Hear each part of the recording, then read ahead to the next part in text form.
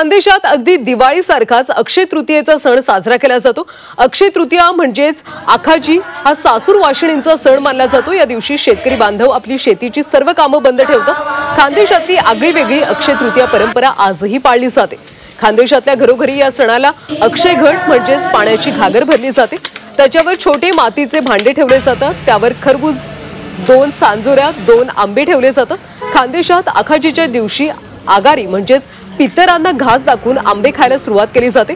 लग्न झालेल्या लेकींना वर्षातून 2दाच माहेरी जायला मिळतं, ते आखाजी आणि दिवाळी सणाला। त्यामुळे खानदेशात आजही आखाजी सणाचं महत्त्व कायम।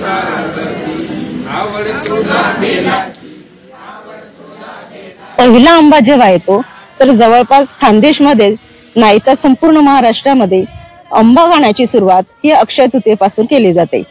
आपले जे पूर्वज आहेत त्यांचा आपण काहीतरी देणं लागतो, म्हणून त्यांना मान द्यावा म्हणून आपण अक्षय तृतीयेच्या दिवशी आंबा खाण्याची सुरुवात करतो। तर ते पहिले पूर्वजांना दिलं जातं। ही परंपरा ही पहिले माझ्या आजल सासू करायच्या, नंतर आता माझ्या सासूबाई करतात, तर मी त्यांचं बघून आता ही परंपरा मी करते, माझे मुलं बघतात आणि मग आम्हाला खूप आवडतो या अक्षय तृतीयेचा सण। आणि विशेष म्हणजे या नैवेद्य पूजा वगैरे झाल्यानंतर झोका खेळण्याचा आनंद माझ्या मुलांना, आम्हाला सगळ्यांना खूप येतो आणि दिवसभर आम्ही झोके घेत असतो। आधी गौरींचं पूजन केलं, मग मातीचं पूजन केलं, मग सुंदर झाडांवर तोरणे बांधून त्या झोक्यावर आम्ही खेळलो। आंब्याचा रस, पुरणपोळी व